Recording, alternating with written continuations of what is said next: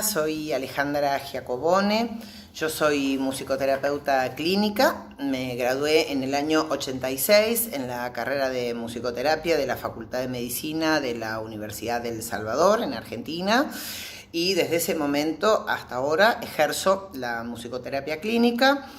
Me dedico al desarrollo infantil temprano, estoy especializada en atención temprana, observación de bebés y desarrollo infantil temprano, con muchísima experiencia y trabajo en niños con riesgos en su constitución subjetiva, niños autistas y niños con otros desafíos del desarrollo. Yo voy a tratar de responder algunas de las preguntas que me han hecho llegar.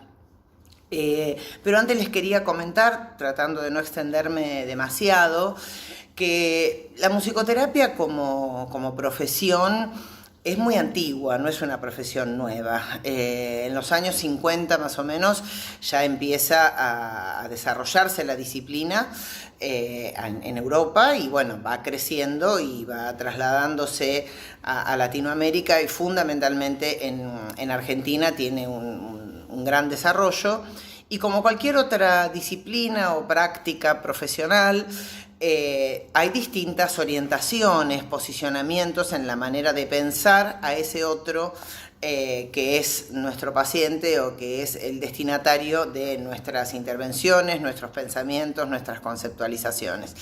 En mi caso, hay algunas cuestiones que identifican cuál es mi posicionamiento teórico y conceptual en musicoterapia. Uno es el de la escucha trabajada, que es la herramienta fundamental del musicoterapeuta, según lo ha transmitido y yo lo aprendí de Elcira Belloc. Otra es la musicalidad primordial, que es un concepto que he desarrollado en un principio con Luciana Licastro a partir del concepto de intersonoridad y que en las últimas 2 décadas vengo desarrollando en profundidad. No me queda mucho tiempo en este audio para explicar eso, pero sí es importante ubicar que la musicalidad primordial es un concepto musicoterapéutico que proviene de la experiencia sonoromusical humana, de la manera de pensar la experiencia sonoromusical, que es el objeto de estudio de la musicoterapia. Si bien en los orígenes la musicoterapia era pensada como una terapia musical, o sea, la aplicación de música para que las personas con algún sufrimiento lo aliviaran o se sintieran mejor, y forma parte, sí, está en los orígenes, en el ADN de la profesión. Esto ha ido evolucionando hacia una musicoterapia que en sí misma piensa la experiencia sonoromusical humana como el núcleo de la intervención y de la razón de existir de esta profesión, ¿no?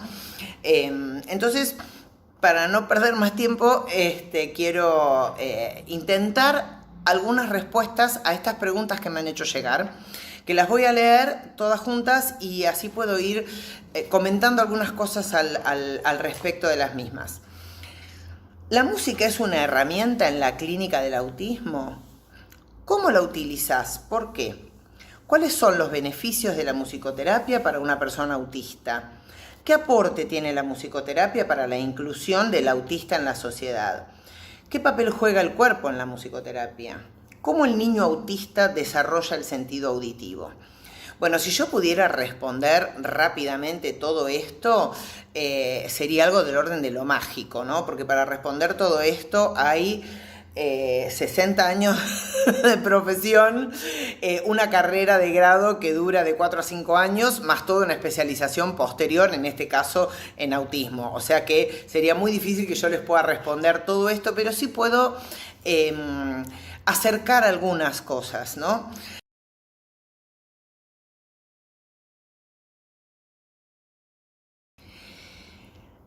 Pensar la música en términos de herramienta, más allá de que es un concepto muy antiguo en la musicoterapia, ya ha sido superado porque la herramienta de trabajo es la escucha de la musicalidad, no la música en sí misma. La música es una producción de la cultura.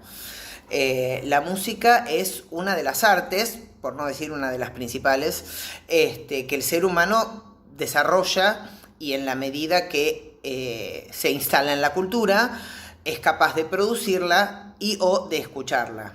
¿Desde cuándo empezamos a escuchar música, tanto en lo filogenético como en lo ontogenético?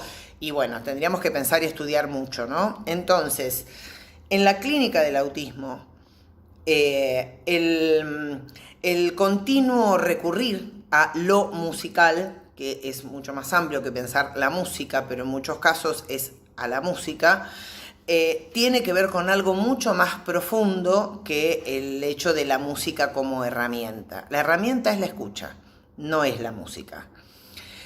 ¿Cómo la utilizo y por qué? Bueno, justamente como soy musicoterapeuta y como tengo una posición basada en la musicalidad primordial y en la experiencia sonoromusical humana, no creo que la música sea algo que yo utilice.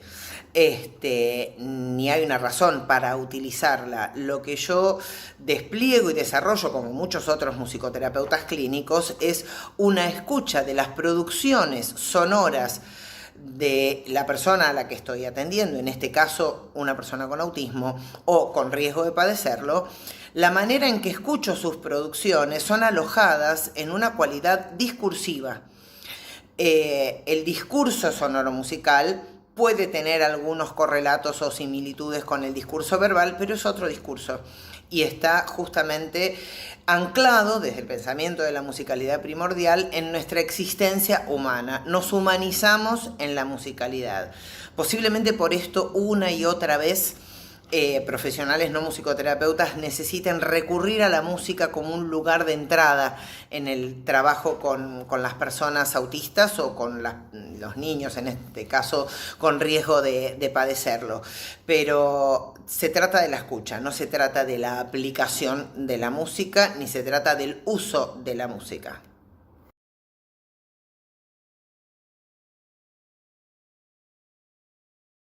Por este mismo motivo, cuando leo cuáles son los beneficios de la musicoterapia para una persona autista, yo me imagino haciendo esta pregunta: ¿cuáles son los beneficios del psicoanálisis para una persona autista? ¿Cuáles son los beneficios de la terapia ocupacional para una persona autista? Y así podría nombrar todas las profesiones. ¿Cuáles son los beneficios de la fonoaudiología? ¿Cuáles son los beneficios de la psicología cognitivo-conductual? ¿Cuáles son los beneficios de la psiquiatría? Si uno cambia en esta interrogación el nombre de la profesión, nos vamos a encontrar con que lo que hace ruido es la palabra beneficio. Las profesiones existen porque son necesarias y en la medida que uno contacta con un profesional con experiencia, con formación, que cumple los requisitos académicos necesarios para ejercer la profesión que le compete, eso puede ser beneficioso, aliviador, pero no hay un beneficio que la musicoterapia tenga en particular para una persona autista. Lo que yo podría decir desde una perspectiva de derechos es que todas las personas tienen derecho a una escucha musicoterapéutica si es que la necesitan.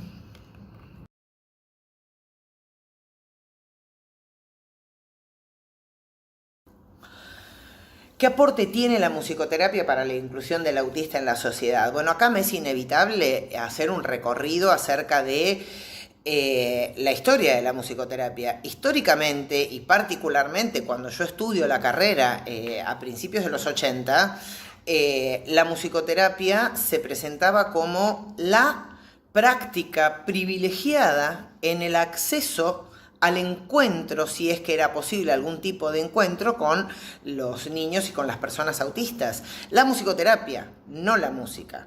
La música en oreja y cuerpo de un musicoterapeuta tiene una cualidad, una característica y una calificación que no es del orden del saber musical puntualmente, sino de la escucha musicoterapéutica. Entonces, el aporte que tiene la musicoterapia como profesión, particularmente al abordaje de las personas autistas, son los últimos 50 años de desarrollo teórico, conceptual y práctico de una profesión que se viene ocupando de la relación entre la música y la salud, lo musical y las problemáticas de salud en particular.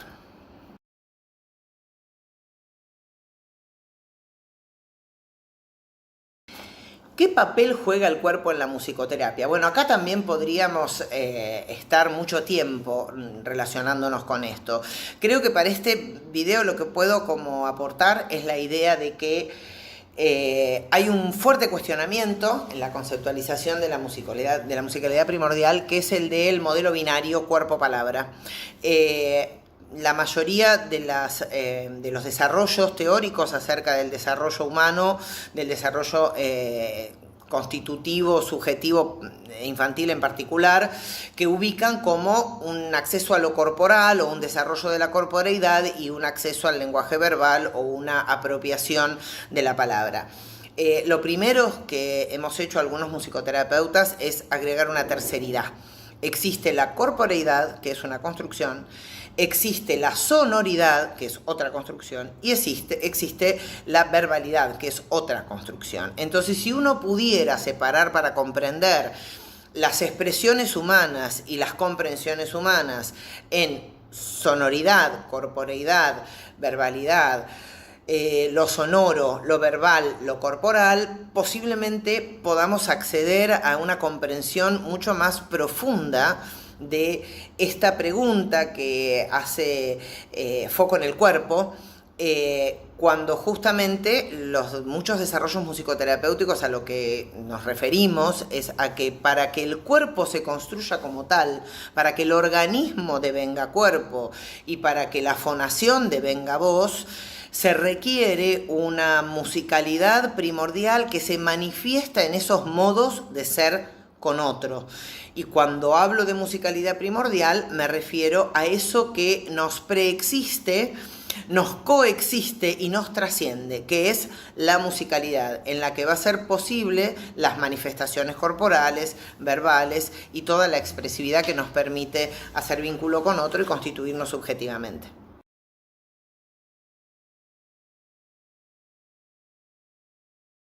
Y en relación a la última pregunta, ¿cómo el niño autista desarrolla el sentido auditivo? Bueno, acá hay muchas cosas para pensar o para poner en tensión, ¿no?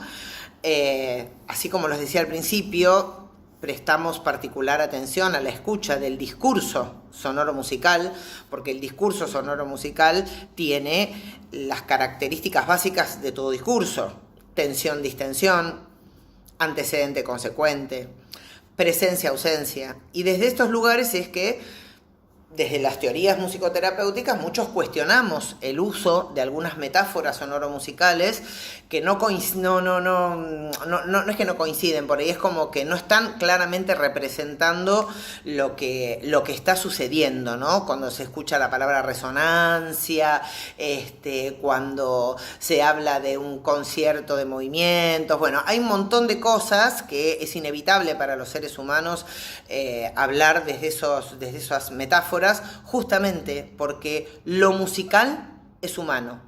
Ningún ser humano está por fuera de lo musical. Ahora, ¿cómo pensar lo auditivo? Lo auditivo no está directamente vinculado con lo musical. Está relacionado, pero no es lo único. Todo el ser humano se constituye en relación a lo musical, porque no es solamente lo que entra por la vía auditiva, sino que tiene que ver con lo corporal, con las comprensiones, con las identificaciones de diferencias de tempo, de ritmo, de texturas, de timbres, de velocidades y bueno, y todas las cualidades musicales que nos habitan a todos los seres humanos, con y sin autismo. Entonces, cuando hablamos del sentido auditivo, en realidad el sentido auditivo se desarrolla mejor o peor según las condiciones neurobiológicas y neurofisiológicas con las que llegamos al mundo, pero sí podría mencionar que hay una suerte de mito acerca de la hipersensibilidad auditiva del autista, cuando podríamos preguntarnos si eso que nos hace pensar que existiría una hipersensibilidad auditiva no está basado en lo que vemos y que no podemos comprender, que es un niño haciendo esto, pensando que es la hiperestimulación auditiva lo que estaría como complicando, y todos podemos cerrar a voluntad los ojos. Los autistas también pueden cerrar a voluntad los ojos. Los oídos nadie los puede cerrar a voluntad. Podemos aprender a hacer una escucha selectiva de algunas cosas, pero la verdad que los oídos no tienen ni párpado ni esfínter, con lo cual no los podemos cerrar. Bueno, a modo de resumen me gustaría dejar algunas cuestiones enunciadas, ¿no? La relación entre la música y la salud es algo que le compete a la musicoterapia desde el origen de su existencia, digamos, ¿no? Desde 1945-46 hasta la fecha es una competencia fundamental de la musicoterapia y particularmente, especialmente, la relación que existe entre los autismos, el autismo y la música, lo musical y la musicalidad es una incumbencia musicoterapéutica que está muy, pero muy desarrollada desde diferentes perspectivas dentro de la misma musicoterapia y bueno, hay escritos al respecto que creo que el primer escrito sobre musicoterapia y autismo, que es específicamente de música y autismo, data de 1948, 1950, eso después lo puedo buscar con exactitud. Pero hay algunos conceptos importantes a recordar, ¿no? El de la escucha trabajada, que es una posición en cuanto a la intervención musicoterapéutica y a la escucha, que es la intervención. El de la musicalidad primordial, del que soy autora y que se distingue del de musicalidad y del de musicalidad comunicativa, aunque tiene cosas que ver con esos conceptos, el de musicalidad terapéutica, que es otro concepto desarrollado por algunas líneas musicoterapéuticas. La musicalidad primordial es todo un concepto musicoterapéutico desde el que pensamos muchas de las intervenciones. El concepto de intersonoridad, que se distingue del de intersensorialidad y sería el que inaugura la intersubjetividad primaria para nuestros desarrollos, la irreductibilidad de lo sonoro a lo corporal o a lo verbal, en relación a estas tres grandes dimensiones de lo humano, que serían lo sonoro, lo corporal y lo verbal, las cualidades sonoras de los intercambios humanos, que configuran el vínculo temprano y todos los vínculos humanos.